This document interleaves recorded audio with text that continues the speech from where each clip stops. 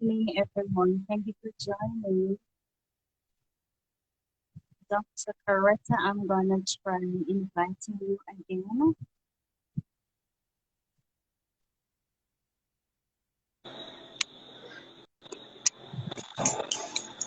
Hi Hi, good there. evening. Thank you, Dr. Johnson. Thank you so much for joining us this evening.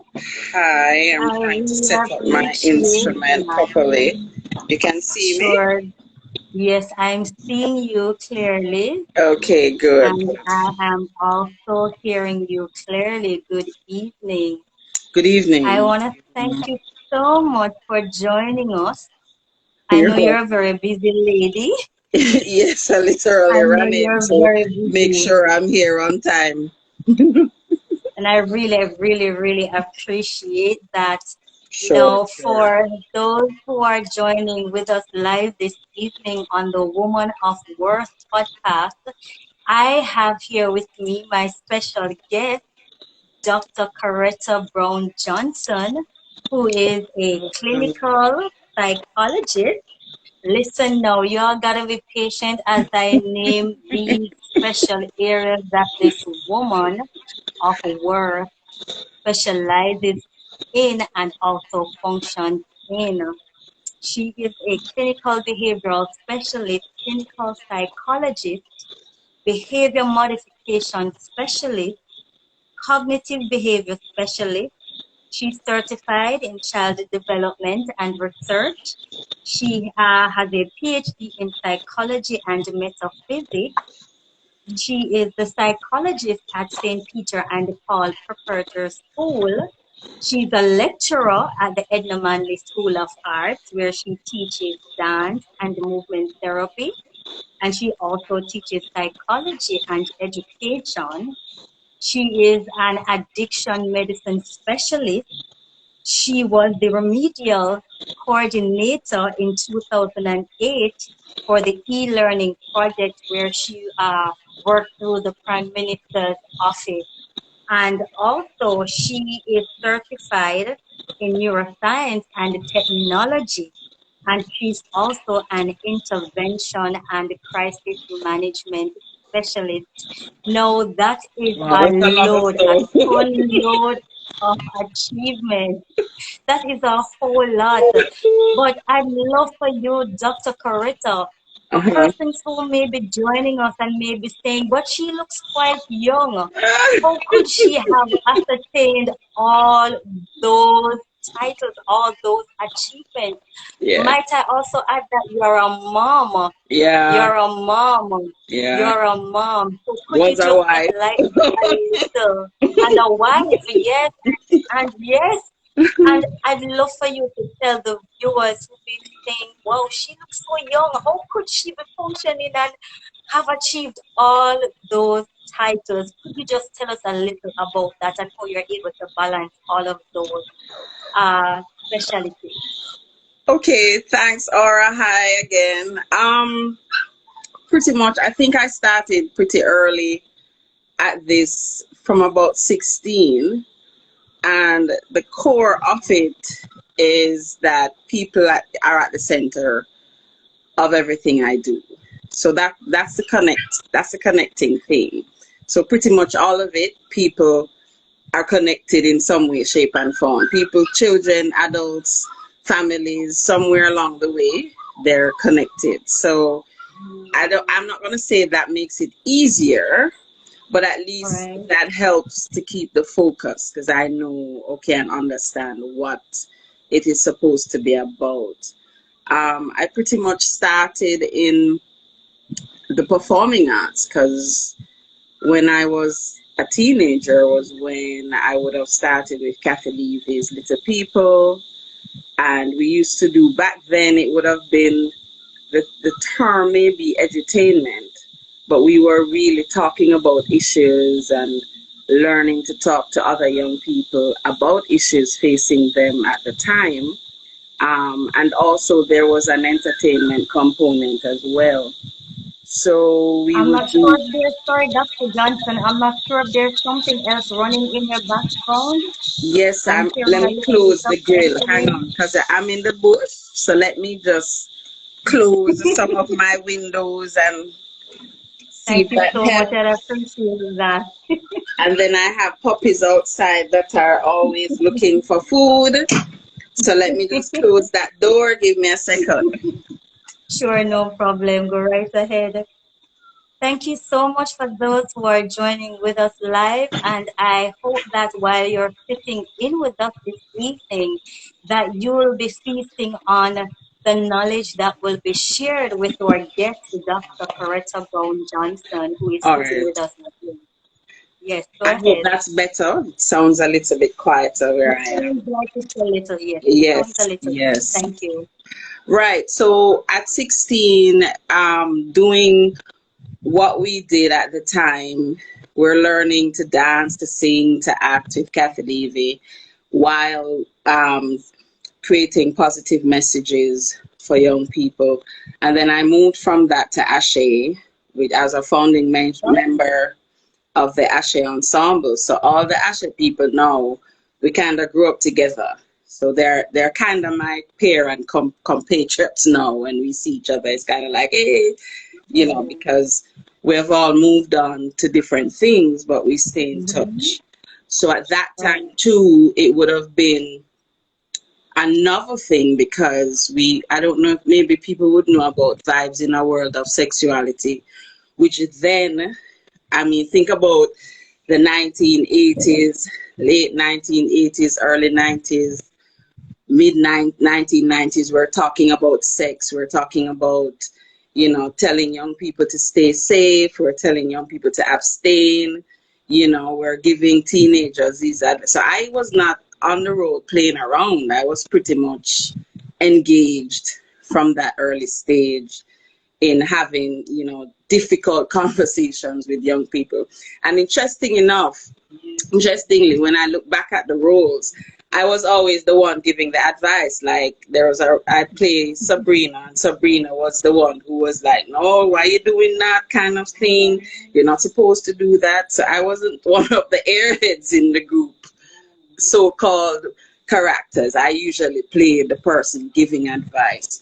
So I would say that would have been my entry without knowing that this would have become a career per se into dealing with people, talking to people, talking about issues, facing difficult topics, that kind of thing. And eventually, I wanted to do law.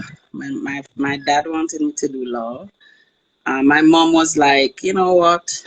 Do what makes you happy. If you're sweeping the road, Mhm. sweep it well. And so I Right. had that flexibility on and encouragement from mom. Dad was like, law, law, law, law, law. So I was on that track. I did history, the languages in high school. And then when I started university, after having that diverse experience in my teenage years, I didn't like the university experience of just talk, study, and stuff. So I ended up going to Ender Manley because one of our founders, Joseph Robinson, said to me, "Go study dance." Coretta, he'd say that, "Coretta, go do dance." And so I did dance education. That was my first formal step. I did a diploma in dance Okay. education, and that was like doing a double major, education plus dance at the Edna Manley College. And that would have been in Wow. 1993. While doing that, I would have been doing prior to that A levels and stuff. So at Edna Manley, I kind of found I wouldn't say necessarily a niche, but I went all the way in the dance world, so to speak, as far as I could go at the time. So when I finished, I left, went to Brockport, New York. They had an exchange program. Um, I got some scholarships at the college. I kind of did well because I was also in the performing arts. So after finishing that dance ed diploma, I went straight to where you call it Brockport, New York, which is upstate New York, snow knee high. I was probably maybe 20 then, 2021, trying to finish up a first degree in dance. Didn't like it, didn't like being away from home. I was homesick. I mean, it was a cultural difference. I did a little Yeah. stint with Garth Fagan then, which is an internationally known dance company. So I was, like an apprentice type for them. So after I finished that, I'm like, I'm coming back home. So I came back home. It was at that point I decided to do a psychology degree. Okay. Right. So after that dance exposure, I decided, all right, I think I'm going to go into psychology now. By then, I would have been engaged, right about 22. 22 to 24, had my first daughter, my first child, who's a daughter, got married. So, life is moving on, and I'm doing this degree. Right. So I would have finished that degree in about 3 to 4 years, because I literally moved from full-time to part-time, because here I am Okay. with a young baby. Back then, we could have, there was a program that Sharon Marley had. She had a nursery, and you could send for someone to come and stay with your baby while you were at school. So it was a thing. Yeah, I'm not sure it was well known, but Sharon had a nursery on Lady Musgrave Road there. So that's what I did. I'm like, yeah, I need to go to school, still raising the child. So we had the child come, the sitter come, stay outside while I'm in class and doing all the studying thing. And that happened for a while, until I was just doing the thesis part of the degree. I would say the biggest training ground, or one of the largest and more experienced areas, or the largest level of experience, I would say, was in Grand Spain. So at that time, after I finished the first degree, there were two things that happened. I started teaching at a primary school. They gave me the toughest class. So I was pretty much, that was also my first intro into remediation. So they gave me the class that couldn't read. And these children Wow. had behavioral issues. And so just imagine, you're a young teacher, this is your first job, I'm finishing my degree, and here I am in this class, my first introduction to remediation. I was on my feet all day trying to get these students to settle, just to learn, to read, to take in the information, trying to get the curriculum across. So it was tough, and the noise levels, because this is a primary school, so you're talking about anywhere between 35, 45 children. And so that would have been my first entry into the education system, one. And two, working with children who had definite issues. At that time, there was no special needs term. We didn't know what that was. There was no real program to assist. So they were all just put in a class, like, if you survive, you survive. If you get there, you get there. It's whatever. So that was it at the time. And about near the end of that term, I can say the students started to improve. There were some shifts. However, the principal was a trick. The principal, you imagine a principal who would come out and basically quarrel and cuss at the children all day, like not all day, but the worship segment, that was what happened. So I was having a serious problem, because here you are trying to turn these children around. You're in the education system trying to be a model to students.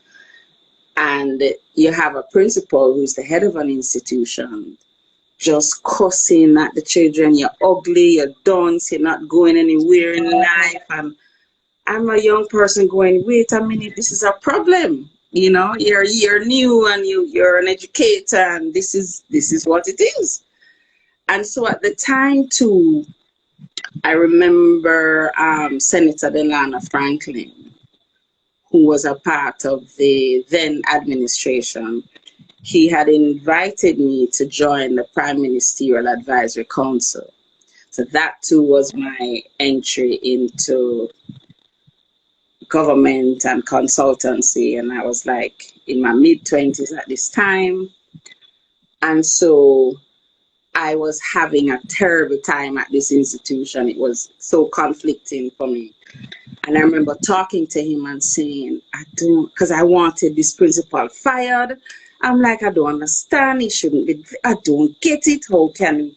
And I remember having a conversation with him, and I expected him to say, okay, yeah, man, we're gonna, let's address this, write some letters and da da da da. And I said, this is a concern. And you know what he said to me? He said, Coretta, if you don't like where you are, move. If the place does not represent your values, ethics, and ideals, leave. So I was I'm like, glad that you made mention of how the type of students you had to deal with at the time, and the behavior of the principal. mm-hmm, Because sometimes when we hear these things, we may think, or persons may think, that it's because the children are bad, quote unquote bad. In mm-hmm, Jamaica, we're used to using the term, the kids are bad, they are just bad. mm-hmm, And sorry, and I can remember a couple of years ago, well, when my daughter started high school at the Queen's High School. And I remember I myself was guilty years before that of seeing or calling children bad, them just bad, him bad or she bad. mm-hmm, And it was not until I was at a meeting at the school that I believe it was the guidance counselor at the time, who was sharing a story of some children.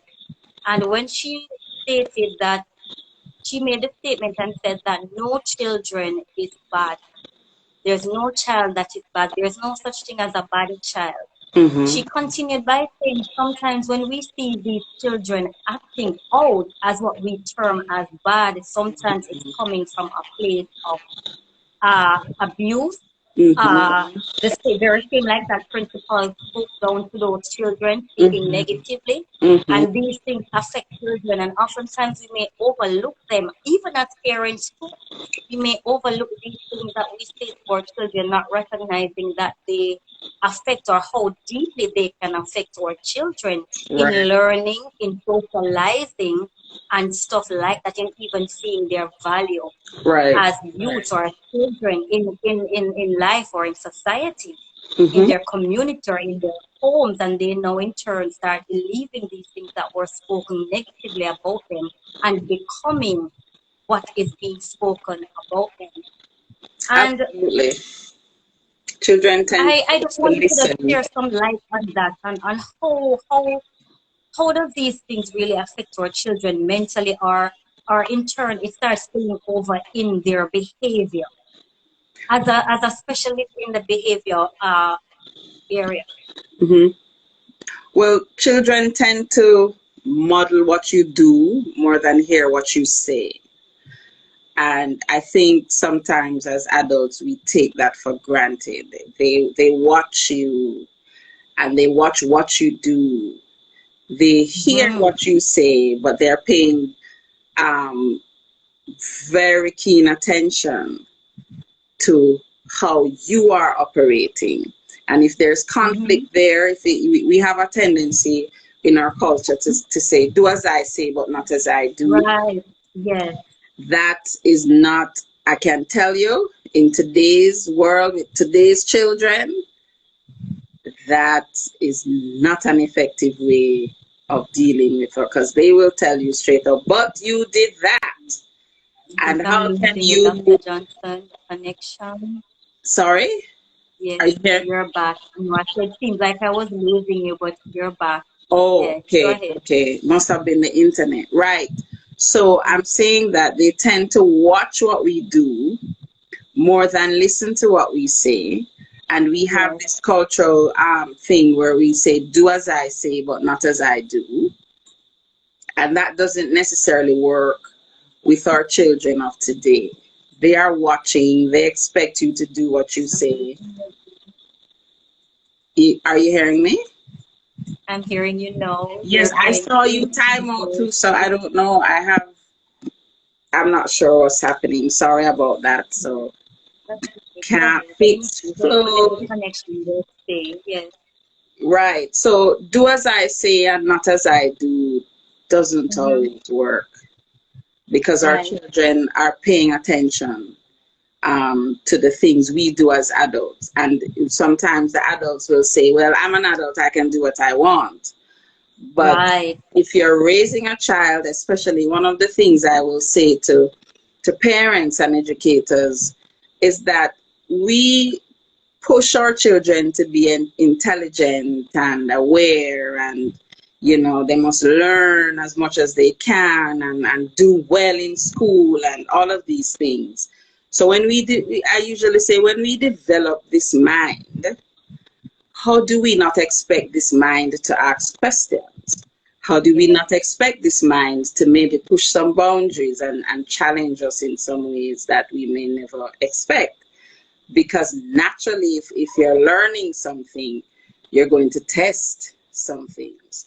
And so when our children are very intelligent, their level of awareness widens It a little bit. happened. Right. And so they will question, they will ask. And then if you're a parent and say, don't ask me no question, Pitney, my big man feel. And they're like, but mommy, so and so. I said, don't ask me no question. You shut that down. You shut that Right. inquisitive sense down. And then what will happen? Them go talk to them friend about it. And their friends may not, usually more often than not. The friends don't have the right answers, right?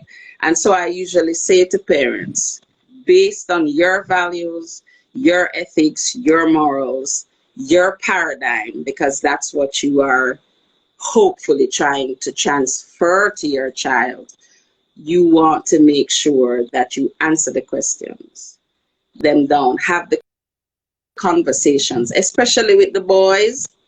The boys need moms and dads in their ears before they get to that teenage stage and the peer group takes Right. over. Very key. The girls will listen, but nowadays, within the last 7 years, I can tell you it's the girls that are now pushing some of these boundaries. It's the girls that are getting into fights. It's the girls that are saying, yeah, they are more bravado Is with there their is there behavior. any is there anything behind this change as a specialist or a professional in the behavior modification area? Is Absolutely. there any suggestion in research as to a reason Absolutely. why? I mean, our children are certainly more exposed. Could you repeat that for Absolutely. me? Absolutely. Our children are Mm-hmm. certainly more exposed. The information that they have access to now I remember the internet, what is it, 10, 15, 20 years. When I Right. was growing up, it was landline phones was the thing to have in the house. If you had a landline phone, you were cool. Right. Before that, it was the color TV. If you had the Yes. color TV, you were cool. You were hip. Yes. Then it was the satellite dish. If you had the satellite dish, or then it was cable. Now it's all there at the touch of a button. I'm dealing with Right. 12-year-olds, 9-year-olds, 8-year-olds being exposed to porn, you know? And I'm glad that you touched on that on the different things that the internet and stuff that our children are exposed to. I mean, we know the internet serves its purpose in a good sense, but it also has some drawbacks and stuff like that. And one of the other things too, as you make mention of the things that we used to have back in the days, and you will be a kid. But now I'm seeing more too, where children are more being given the gadgets, the cell phone, the tablet, the iPod. And Right, sometimes these children, especially the younger ones, they are not properly monitored. right. And That's a sometimes thing. too, I find that parents upon observation that sometimes parents are giving the children these gadgets because of one, for maybe comfort, or sometimes because they don't have the time to really sit with them because they themselves may be busy too with life and other stuff, their personal things. So they give the children these gadgets as a means to keep them quiet or to comfort them. And sometimes it can play a detriment or it can be a threat. So the children is not properly monitored. And so I'd Absolutely. like for you to, uh, as a professional, just make mention, if possible, a few of the things that with these exposures, the things that our children are exposed to with these gadgets, with these items, some of the things they're exposed to that no, maybe as a result they become so attached to these instruments that it becomes challenging to take them away from them later on. Just explain a little for me on how detrimental that can be Well, for the the parents range. who are joining us, Well, the range can there is a range naturally. right? So I will speak to some examples and share, and usually I try to take it from the context of what's legal for our children. So first of Right. all, legally, a child in Jamaica is not an adult until they're 18. And then you have our local bodies such as the DCFSA, which is the Department on Children and of Family Services Agency, that formerly the CDA, that deals with and addresses any concerns of abuse and that type of thing relative to our children and holding parents accountable. And with that, you have the OCA, which is the Office of the Children's Advocate, the legal advocate for children in Jamaica. So, in that context, anything that we're doing relative to children, that's the legal navigation. That's the law, how the law represents our children. Now, when you're talking about early childhood from, let's say, 2 to 6, 7, 8, those children, their brains are developing. Mm-hmm. They're very impressionable at that age. I mean, children overall are impressionable, but that particular level 2, 4, 5, 6, 7, 8 brain development is happening, and therefore you want to monitor what your child is being exposed to, because a lot of the cartoons and stuff they have, they're like social engineering tools, and so they're also engineering and telling your children methods and ways to deal with things. I was Yeah, never a fan, and I mean, I don't want to knock anybody's product, but I was never a fan of Diary of the Wimpy Kid, because when I've never heard that one. Wow. there's a series, there's a book about 7 to 10 years ago. When Diary of the Wimpy Kid hit the market, my job stress went up, because parents would buy these books because naturally you want your child to learn to read, and yeah, if your child is reading and engaged, wonderful, that's what we want. But when you read this book, there are no parents in this book, there are no laws, no authority in this book. The child is the authority. And so more and more there were students, as they were reading this book, they're integrating it into what you call their schema, their way of being, their way of doing things. and they're not listening to the adults. So they are pushing more boundaries. They're getting themselves into more and more problems and trouble because there's no filter to say stop.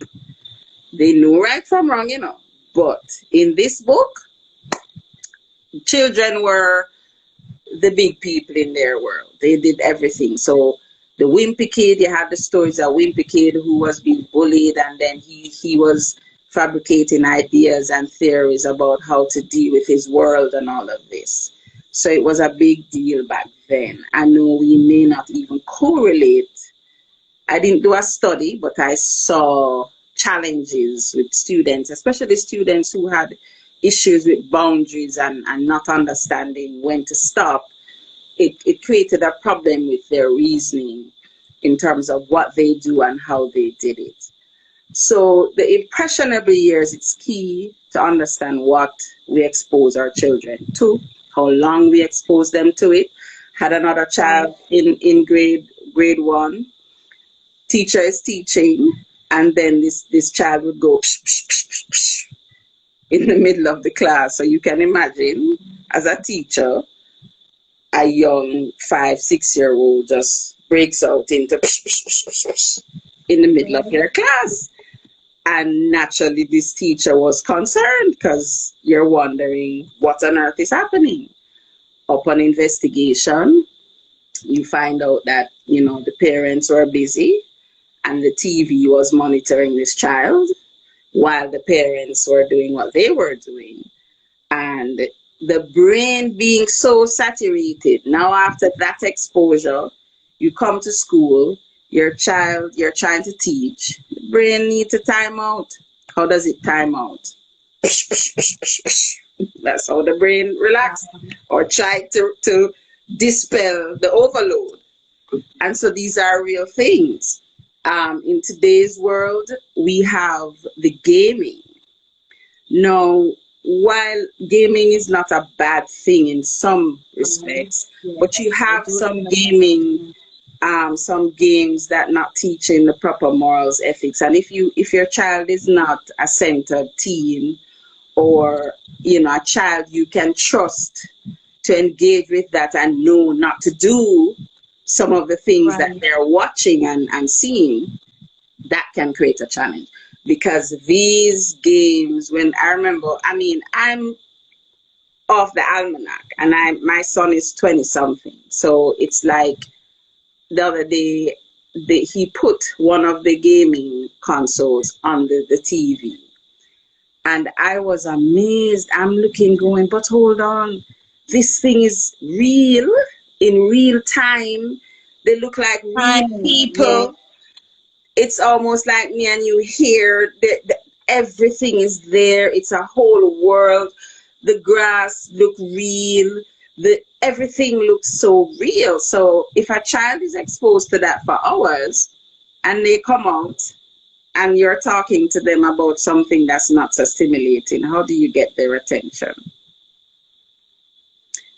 So those are the challenges that we have or can have as it relates to how we navigate that. There are some programs as well, because parents take for granted WhatsApp, they take for granted YouTube, Facebook, even IG here. I will say to Mm-hmm. students, some of these platforms, the legal age of interaction is 13. So how you get on there? What are you doing on there? And if you're on there, does your mom or dad know that you're on there? And a lot There's can some go parents on. that I even there are some parents that I know that even say they create pages for their children, but they say that they are the ones who monitor these pages. And sometimes you can see the look on the faces of other parents like, why would that parent need to create an IG page or a TikTok page for a child Yes, an who extra job. is still learning and developing on who they themselves are? Yeah. And is it really necessary? And also, some parents may say, uh, You can say anything you want. You're a doctor. You can say anything. You went to school to study just to come and just to say these things. But the Hmm. truth of the matter is there are children who, because sometimes of these social media platforms or because of some of these games, it affects them that they no longer really want to do anything They want to because socialize. where I work, I've heard parents talking, and one parent I remember sharing that her son, he doesn't really want to go take a bath. He doesn't really want to even go to eat. He doesn't even really Those are want the to red flags. do So just before anything. you, those are the Right, red flags. Those are the things that once you see a disturbance of the normal routine, that's right, where the red flags. That's a red flag. If he's not bathing, not wanting to eat, that's a problem now. Because what we need to understand is that the same areas that are stimulated by smoking and drinking and so forth, these are the same areas stimulated in the brain. And so it can become a type of addiction where everything is it just becomes all about that and nothing else. And I've had to deal with cases where children are addicted to the gaming. And when you plug out this game, you have to have the medical doctor, the psych ward, the psych aide from the psych ward with you or with me when we go in the home intervention. Because when that child is now pulled away, and I've had to deal with like 12 and 13-year-olds, I know automatically the first thing we have to do is plug out this device. They go through the withdrawal process literally like when you are on coke. So the range it's good that hopefully we don't have too much of that, but once you see a disruption in the routine, that becomes a concern.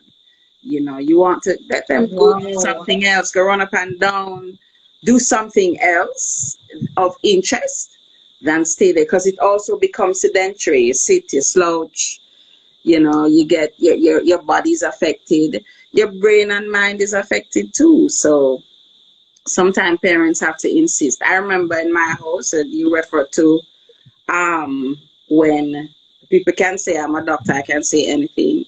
I had to right, raise two children. And so I had to raise two children while doing all of this. And my son was just as interested. He had the peer group.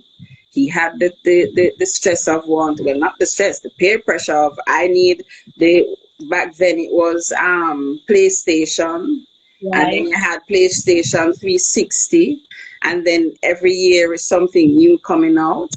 And there was a particular game that was just horrible. I said to him, that game not coming in my house. And he was There you so go. upset. So I was parents have like, to know to take a yes, stand. because when I look at it and I saw the problems I was having in assisting people to, I said to him, that game, that's it. It's not coming into this house. And he was the type of kid who would push boundaries, explore. So I also understood. No, his brain at 9, he was 9 at that time. His brain doesn't need that type of stimulation at this point because it's going to cause a problem, a disruption in ethics. So I just told him that game not coming in the house. When he was 16, 17, 18, and he's like, oh, I'm like, okay, well, let's see, because by now you're a little bit more settled. But at 9, it was a no-no. So, What would you say to parents though who may feel like they need to give in to some of these requests by these children, especially if they feel like they're not giving them enough time, spending enough time with them, so they feel like in order to make up for it, maybe this is what I need to do. Maybe I need to buy them a new toy, maybe I need to buy them a new game, a new gadget, or something of that sort. Because I know someone who her son is about what, 12 thereabout, but from he was younger. And she didn't have much time for him, and she used to buy him pretty much whatever he needs. And she would say, she loves him and that kind of a stuff. And, it's just her raising him as a single parent. And so she believed that if she gives him whatever he wants or asks for, it would make him a better child. But I've seen where as the years went by, she would make statements as in she can't bother with him, she can't deal with him, she just wants his father to take him because he's getting out of hand. She just feel like she just want to knock him over and all that kind of stuff. What would you say to parents who feel the very same? Like this is a way for them to make up for their lack of spending time with them. It's almost like they're taking on or being going for a ride on a date trip. What would you say to those parents? I would say to those parents, the best gift you can give a child is your time and attention. And so nothing replaces that. That's the reality. Right. Because if you even think about your childhood, I remember the time and attention I got from my parents. And even Mm-hmm. if you're going to work and your parents take you to work and you're nearby, it makes a difference in a child's life. I know that parents, especially today, are busy looking for the bread to, pay the school fee, make sure the child has all he or she needs.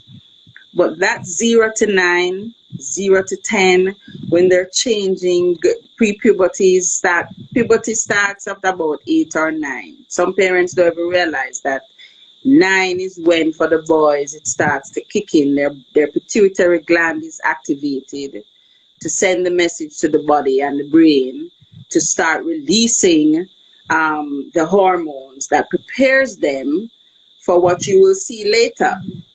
Right. So at around 9 is when that is starting. Now, if you are not there as a parent, when the child, I remember I had a little boy who he was having wet dreams and thought he was going to die because he's losing the secretion, he's losing liquid, and he's like, "What if this keeps happening?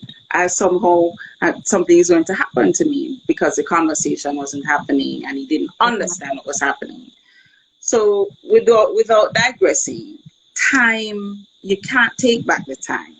You can't have enough time. And so when a parent is busy, I usually suggest try to kick in a routine. If it's Friday, every Friday at 4, it's just me and you. Every Friday, 4 p.m. to 5 o'clock, this is what we're going to do. We can find, we should be able to find an hour, right? If you're away, because you have some parents away, try to use, because we have to use what's available. If you can Zoom or you call, set a pattern, set a routine. Every week, every other day, depending on how, if you're a busy parent, I usually suggest at least once a week. If you have more than one child, try to regulate that with the children you have to give them their, because each child is different, each child's thinking pattern and nuance is different. So sometimes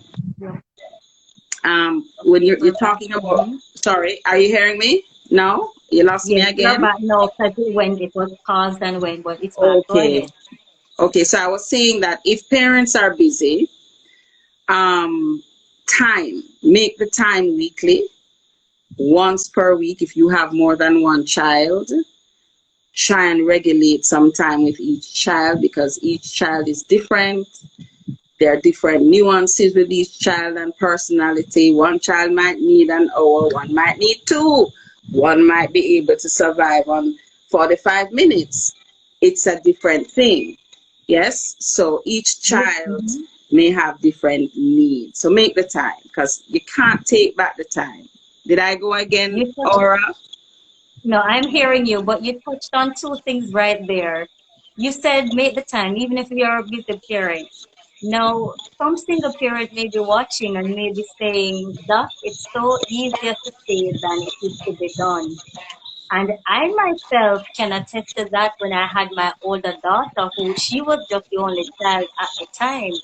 And being a single parent, it was so challenging to find the quality time to spend with her because I used to work at a point 7 days a week, meaning The days I worked for a company, I would give them those days, and then my days off, I would work for myself at from home, or I would go to client house to do them, to give their services.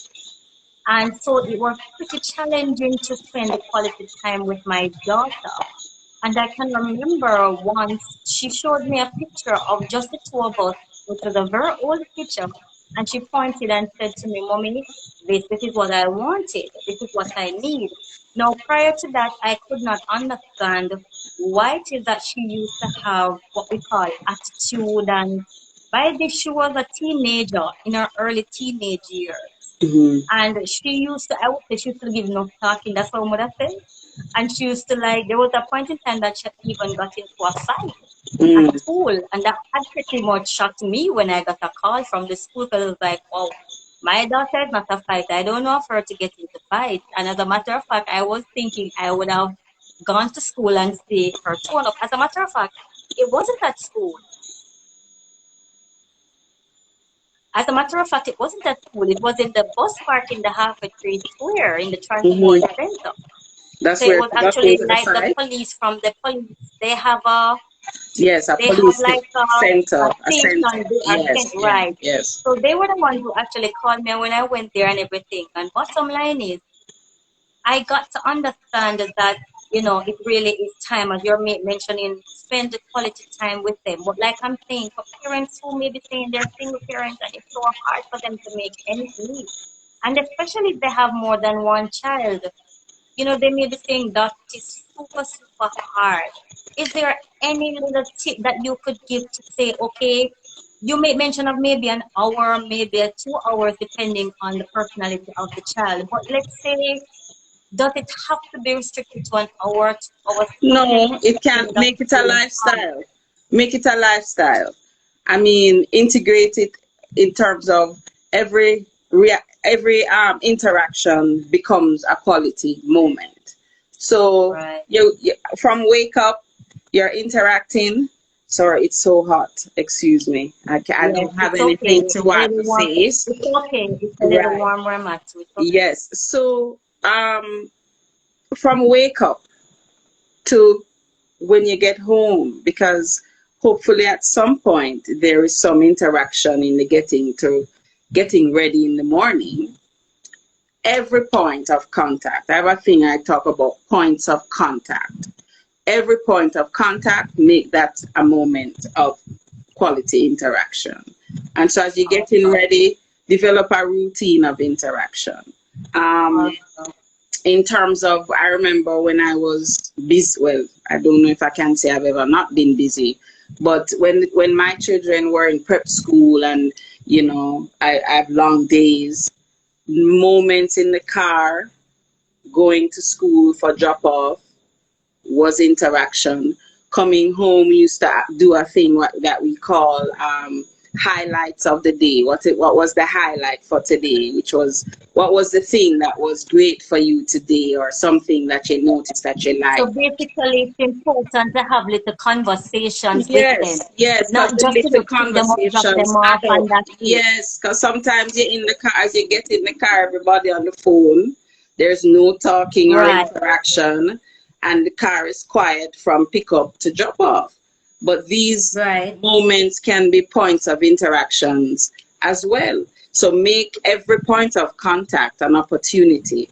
And I can tell you, you want to do it when they're younger, because when they're 12, moving on to that 13, 14, 15, 16, it's kind of less in terms of that interaction. They're emerging into becoming more of who they are, getting situated into that sense of self. So they may not need as much, but not that you shouldn't be there as a parent. It's just that those right, interactions will evolve. It will certainly evolve, but you want to set the pattern from when they're below 10, for sure. right. All right. So we know that May is called considered, or it's called Child's Month, Right. as well as it's also mental health awareness month, Mm-hmm. right? And I was reading an article that was dated from the 13th of October 2020, and it says that, and it's a quote stated by the Minister of Health stating in Jamaica, 15 and 34 years are among those with the highest overall prevalence of depression, Hmm. and noted that 25% of Jamaican adolescents 13 to 17 years reportedly considered suicide. And this is a 2017 Global School Health Survey, and that 18% actually attempted suicide. So imagine what it No, is now post COVID. Well, with still in COVID, COVID, right, not post, but still right. imagine what it is now. It has most likely doubled, possibly tripled, and we may not be hearing about it much, you know. Right. So for sure, Um, I see children now who, they tend to be more isolated. I think because in Jamaica we have moved back to face, that's a little better for them because they're out, but not everybody is out and interacting. But then you and start not to see everybody is the so issues come up safe when they're again, from home, right? right? And not so many Yeah, are safe from being at home right. per And you se, see because the issues sometimes the of the parents are not able to stay home or work from home, because not everybody has that privilege to work from home either. right. But we're seeing now the stuff coming out that would have been either suppressed or not so well navigated when they're at home in the home environment as well. You have things are showing up in terms of behaviors. They have forgotten how to socialize and behave properly in Yeah, public. That's a yeah, thing now. In terms of the regression that happens or happened educationally, trying to catch up because of the online process, it creates a little distance, in the interaction. It's less nuanced in terms of that human interaction. So therefore, some students need that to kind of learn, especially our preschoolers or pre-Ks and kindergarten. That's also how they learn. They learn through play and interaction. So right.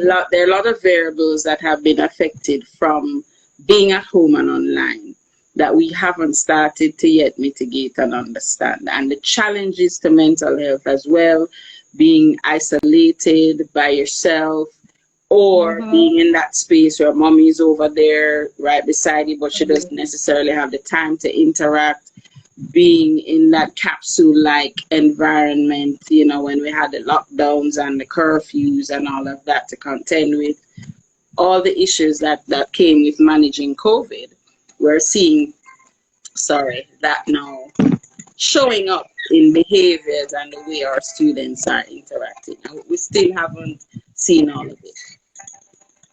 So, Wow. What are some of the signs that the parents can look out for? Or maybe sometimes parents may even take it for granted if they hear their children say, I feel like killing myself, or I want to kill myself, or I'm going to kill myself. Sometimes parents or guardians may think these children are bluffing, and sometimes later on they may even carry out the act or may have even attempted to before that. How important is it to know the signs, and what are some of the signs to look for in our children when they become suicidal or start having suicidal? well, there's usually a process. Something is usually happening that demonstrates a shift or a change in that student's personality. A talkative child becoming very quiet and withdrawn. Those are signals you look for that says something is going on. In the mental health field, one of the things, once a child verbalizes, I want to die, I am going to kill myself, we take it very seriously. There is no bluffing there once it is vocalized. We have the term suicidal ideation. What we talk about is that first the person is thinking about it. So they may have the thought and they're not saying it or sharing it. But you see, or you may or may not see changes in their behavior, personality, how they do what they do. Um, how they communicate. So the thinking is one of the first things, and that's something that you won't necessarily know about. So when it moves from the thinking to the speech, when you hear I am going to, or I would like to, that means it has moved from thinking to now being expressed as a thought, as an idea. And so we take that very seriously, especially from a child. You want to take that child and find out, what do you mean? Because sometimes they may be just saying it, and they're vocalizing it because they're feeling some type of way, or they're upset or whatever. But then you do have those cases that it's not that it's that serious. And usually my next question is, okay, what's going on? There's also some children will numb if there's a heavy. Some children will cut themselves to numb that pain.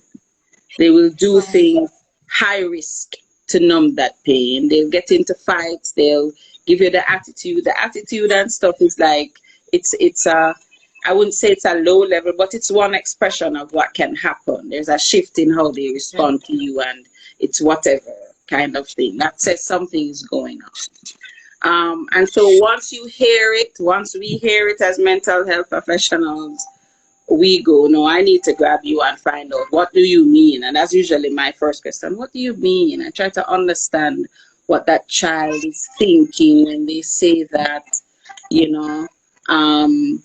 What do you mean you want to? Why? What's happening? What's going on? Probing questions to try and understand why that child has now vocalized the thought. And one of the biggest clinchers is if there's a plan. So if you're talking to a child and you're thinking they're bluffing, and they're telling you how they're going to do this, that's another red flag, because that means they have moved from the thought to saying it to doing. They now have a way of doing it. So those three things become a problem, because the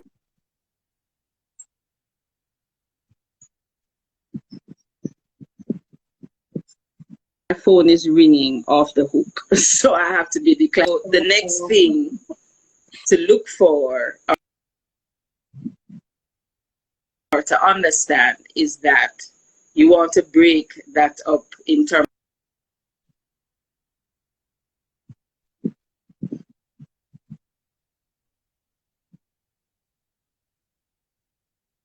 of that child, because the next thing after the plan is time and opportunity. And you don't want that child or person to have the time or opportunity to enact that thought being expressed. And that's why we'll put people on suicide watch, or we'll say make sure you call, or you call them every hour on the hour to make sure that they're doing okay, or you talk to them to allow them to express these feelings in a way that hopefully will help them transition to getting the proper help. And so for anybody, child or adult, those are usually Right. some of the steps. Once them, Time. yeah. Hmm. So once a You child know, expresses it, mhm. definitely a red flag. Don't take it for granted. And I think that you may have parents like I once was who took it for granted years ago with my older daughter when I remember she said that to me once and I took it for granted. And I didn't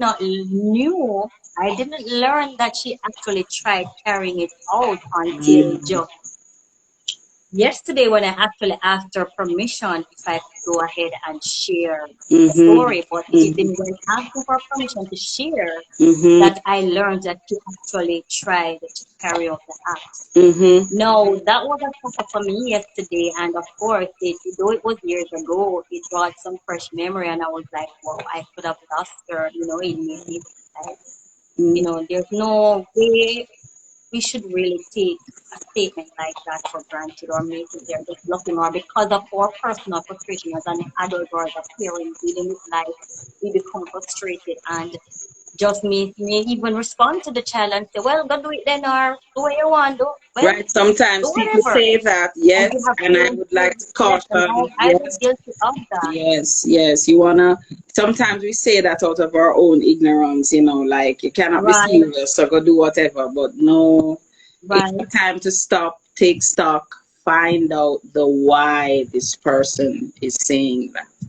It's a big deal. And I wanted to also say that sometimes I have to remind parents that children have their own world within your world. And so when a child goes to school, they have friends with the teacher, they have to make sure they get all the things that they need to get from this teacher, or maybe more than one teacher. They have a life going on as your life is going right, on.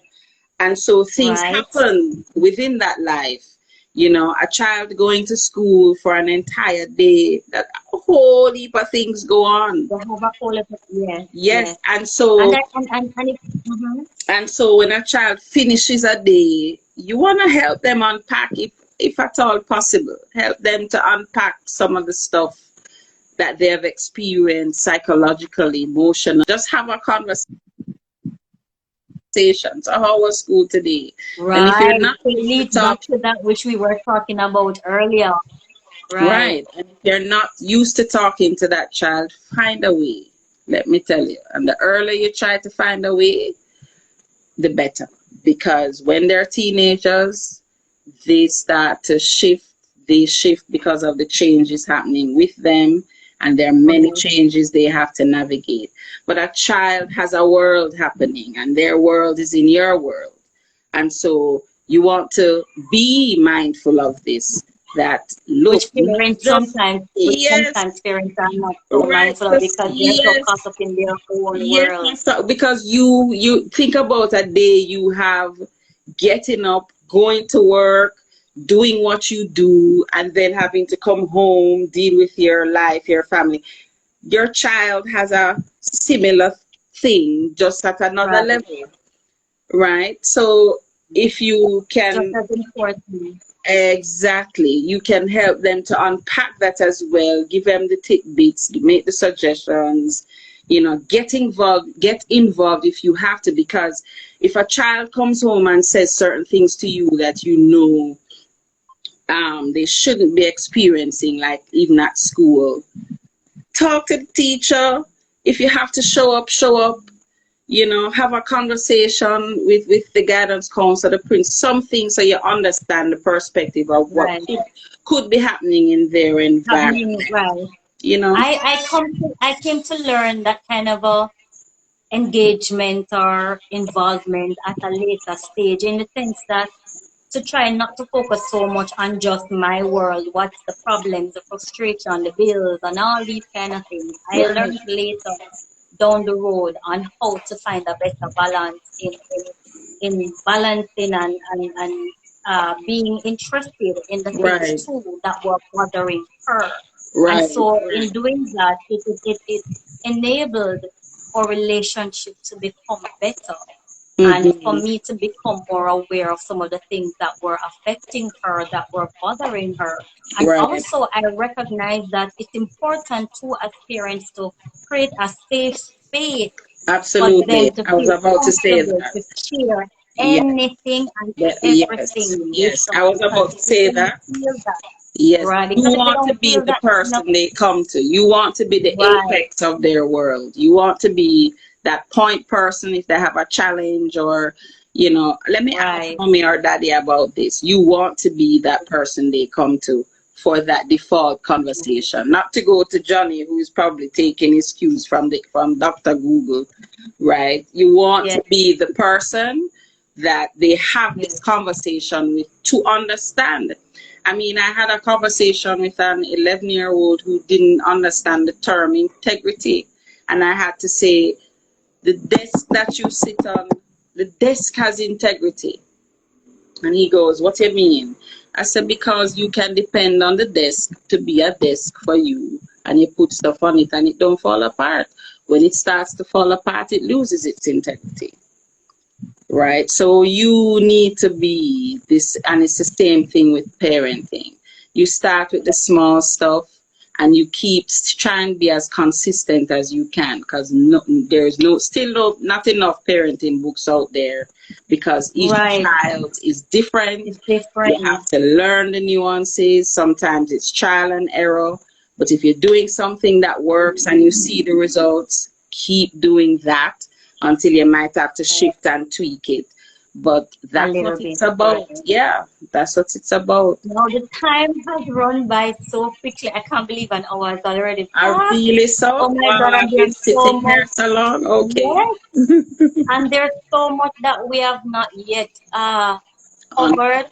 However, I would love to just ask you two important questions upon closing to help our parents who may be watching us today, or who may be watching, or who may watch and listen on the replay.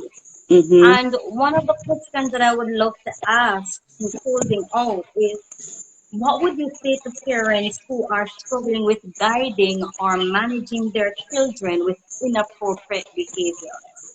And inappropriate behaviors, I guess, may vary upon age as well. What would Right. you say to these parents who It are depends on the age, and the stage.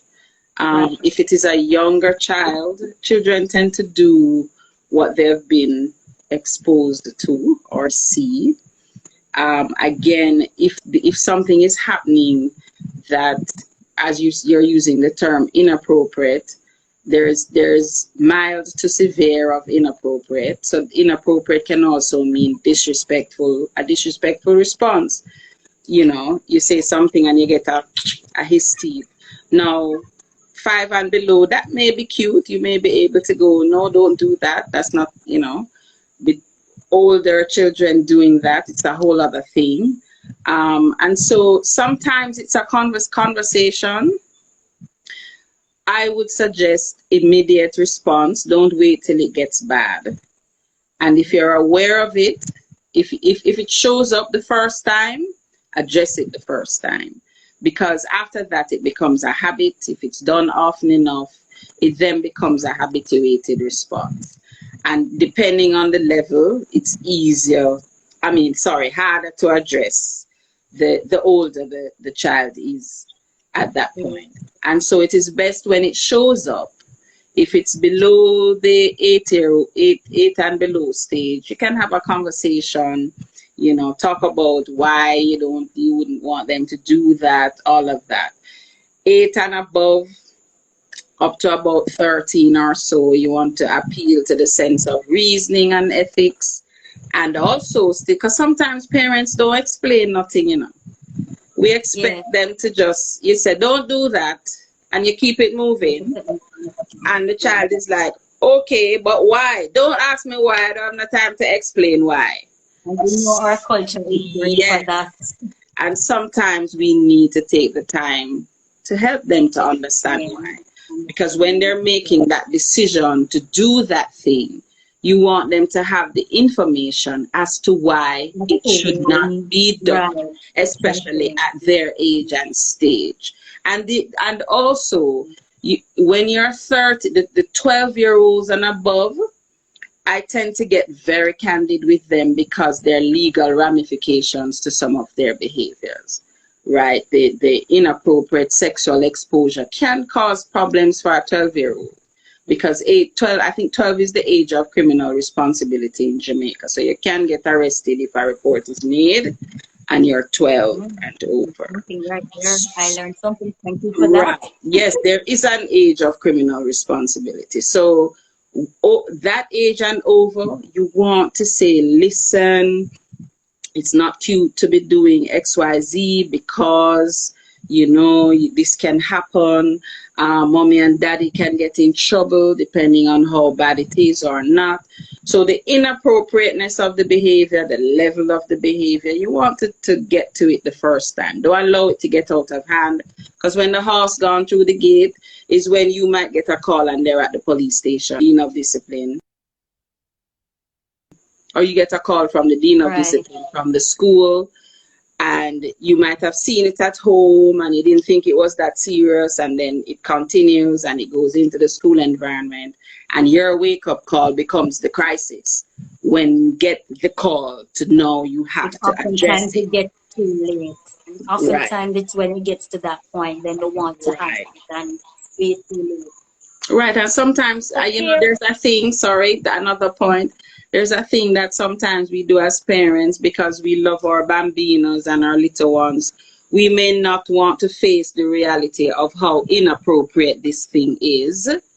We don't want to have that conversation because we don't believe that Johnny would go out the road and do that. So we just don't address it. That too, take caution. Nip it in the bud the first time. Mhm. And one of the things I realized, and it's something that we do all the time, and we take it for granted, I will find everything funny as parents, especially when they're young, which pretty much you have Yes. mentioned. You might sit and think it's cute, and we Mm-hmm. just laugh at everything and say, sure, him a baby man, him don't mean nothing, man. Lord, man, she don't mean nothing, man. Nobody rough him up, man. Nobody rough her up, man. She just a little Mm-hmm. baby. But Mm-hmm. I growing up, I would often hear my mother say, bend the tree from its young, which is Yeah. pretty much the Mhm. same thing you're saying. Address it and nip it in the bud right there and then. Right, right. Because In you don't honor want that God and child to not go out the road looking and and embarrass you about something that you could have and talked that's to one of the them other about. things. Yeah, And that's one of the other things when they go out on the street and start the yeah. barking us who want for broke their neck, who want broke their hand, who want break them Yes, two legs. yes. But we may have seen it once and didn't address it. Yeah, right. So the second question and final I'd like to also ask is for parents who are watching and may be afraid to seek the appropriate help needed for themselves or for their children, because sometimes parents themselves need help too. They too are battling with mental illness and all different kind of things and may be afraid to seek help because of what society may say. They may fear what other persons looking in may think of them or may think of their child or their situation, or Hmm. they may be fearful to get help because they may just not know how to or where to go or who to turn to.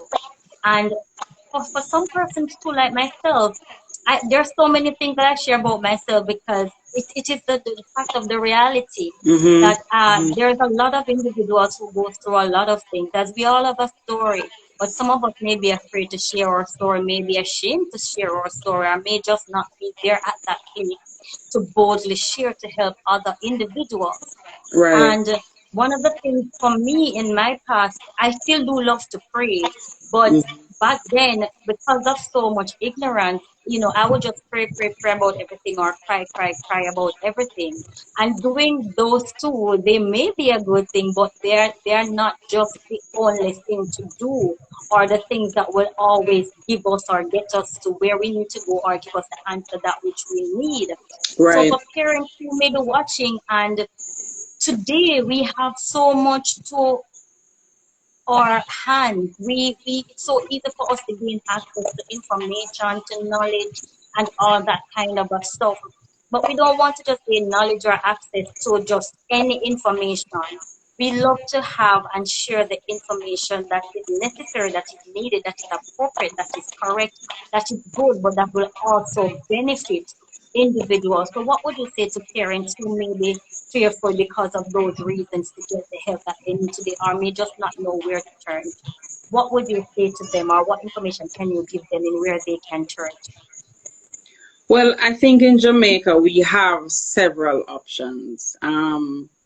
Mental health is now a buzzword, especially having gone through the heights of COVID. We're in the fifth wave now. So there are things in place to assist. The ministry has programs like their child guidance clinics for children at every health center. There's usually a child guidance unit. There's one at UE as well. And usually there's also the access to a mental health professional, maybe a psychiatrist, that you can reach out and talk to. The ministry has different helplines. You have 211 for children who, when you need to make reports relative to children and abuse. You have addiction alert. If it's addiction, you're dealing with the different programs that exist. If you really want to find somebody to talk to, there are different counselors and counseling programs available. I do not have a comprehensive list now. It's kind of on my phone in there. There's a directory that's That's just been okay. published by UNESCO that gives you an entire list of programs available to help families and get support. I know of some. Family Life Ministries is one. I think Hope International is another. So if you Google these things, you have private practice. I'm in private practice. I'm at Peter and Paul, but I'm Right. in I was just private about practice to as say, well. right? Yeah, usually I do advertise for myself, but I am in private practice. You can Google me and find the information of how to access that. And I also try to refer, if somebody calls and I'm not able to fulfill the request, I can make suggestions as to where they can go to assist. Or medical doctors, some of them too can assist with if you're dealing with depression. There's the biochemical approach, which is biochemical means medication that can help the process depending. But a psychiatrist, it's good for you to see a psychiatrist or someone like myself to be assessed because that's the first thing. So the steps, you may be feeling a particular way and your routine is not what it usually is, and you notice a difference and you need to seek help. You seek help to get advice as to what is good or can work for you. And so I'm telling you the varied options. You can have a counselor, you can see a doctor, a psychiatrist. If it's a child, the child has options to be seen. And usually you're assessed to see, because you might just be having a low week, something might be happening and you're stressed out. And it may not be clinical depression or, Right. depression, the range of depression, depressive states itself. So you want to get an assessment to say this is really what it is. Because depression presents in different ways in different people as well. With individuals, right? So the first thing you want to do is get assessed so you understand what it is that you're dealing with. Um, and it falls under the range of mental health concerns. And there are lots of types of mental health issues that can present, so you want to get assessed to understand what that is. If it is that you just feel overwhelmed and you need to talk, I mean, it's never a bad thing to book 1 or 2 sessions with a therapist or a counselor. We have Right. many different types, and just talk Right. through your process, because sometimes you need a third party that can look. I usually say to people, if you're feeling so overwhelmed, when you stuff it down and keep trying to push it down, it can become Right. toxic. And when it's toxic is when it starts to feel like there's a garbage bin that needs to be emptied, right? Right. And then And there comes so, the explosion. right, so you want to avoid the explosion, and what can come if somebody just say hi and you lose it, that's a problem. That says that it's toxic and it's getting to the point where you can't manage anymore. And so it may be best to just talk to somebody who can help you unpack some of those feelings and thoughts in your mind, in your with your emotions, because these things filter out into your behavior, you know. So it's best to get help, seek support. It's We have a thing in our society where, support is not like you lean up on a wall and the wall don't drop. Mhm. Support is also understanding I need help. The superwoman syndrome, the superman syndrome. There are times I say I put on my wings and I'm very busy. Trust me. So I have these I call lazy days, or I'm just not doing anything. I don't want the phone to ring. Just don't talk to me, because I've been doing that all week. So for you, you have to do what works. But if it's getting overwhelming, find somebody to talk to. Yeah. Well, on that note, this was a lot of information that you have shared with us today. Mhm. And I, for one, really appreciate it because Wow, I have learned something, and one of the main things that I have learned today, the takeaway is that age, that legal age of criminal, wow, age 12? Yes, criminal Age 12, culpability. It means they criminal can go before the court punishment.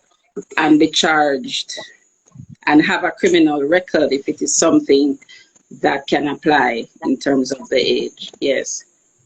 So I really appreciate your time out of your busy schedule, and I really hope that for those who have tuned in live or will be watching on or listening on the replay, that they too will not just be informed, but that these information, knowledge that and knowledge that were shared, they will apply them to their days and recognize that there's no shame in the game if you suffer from No mental health shame, no shame. You or have to if keep you your have mind in balance. children who are going to, there's no shame in the game. Get the help and the support that you need. You first have to acknowledge and recognize that you need it and seek it, but also surround yourself with people who are able to help to build you up. And also remember for those who have children to not take it for granted. If your child should say to you, I want to die, I feel like killing myself, I'm going to kill myself, please to pay careful attention to these words spoken and get the help that is needed for our little children because they are our future. But also remember to not just give the children what they need or what they want, rather, as they so demand, but Yes. also to Then spend time, interact with the children. Interacting with them is so simple as just asking, how was your day? How are you today? Waking up in the morning, as doctor suggested, is just to interact with them from the moment they're awake till the moment you're all back home. When you're in the vehicle, instead of just being about the cell phone, have engagement, have conversations with your children and speak with them. Take the time out today, no matter how busy you are. And remember that our children are the future, and Dr. Johnson is about building people and changing lives. I will be putting more information in the description bar below. So be sure to stay tuned, stay connected so you can get more information on how you can find her in your private practice, how you can get the professional services that which you may need, and also to get the professional help from the other institutions available. Thank you so much, Dr. Johnson, again for you're spending the welcome. time You're with us welcome. today. My And I pleasure. hope that Hello we'll to be able to everyone on do the a line. part two. Yes, I for hope we'll sure. be able to do a part two You know because when there's to so keep much more out that the we were not time. able No, to no cover. problem. That's fine. All right. I'll Thank you see you so much soon. again You're for being welcome. a part of the Woman of Worth podcast. Take Most care. welcome. Shalom. Take Bye care. bye, everyone. Bye. Take care. Thank you. Bye. Okay. Bye.